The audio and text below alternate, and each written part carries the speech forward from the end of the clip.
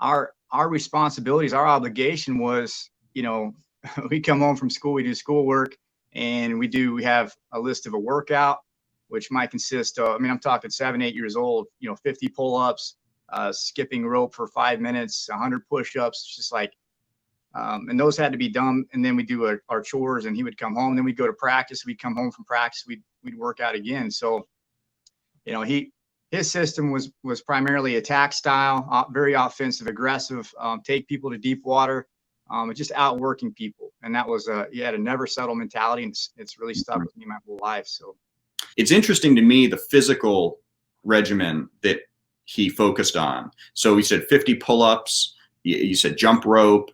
When did that kind of thing start? Yeah, I was probably 6, 7, 8 years old, and I remember I gauge kids nowadays based on things that I knew I could do back then. And yeah, 50 pull-ups at 7, 8 years old, and you know, skipping rope for 5 minutes kind of thing, which I don't know what the count is, but I know in college we would do 1,000 to 2,000 jumps a day. And you know, back then I thought I had asthma. I just couldn't breathe. So he taught us, you know, to work through being uncomfortable. And, you know, the push-ups, I don't know how many thousands of push-ups.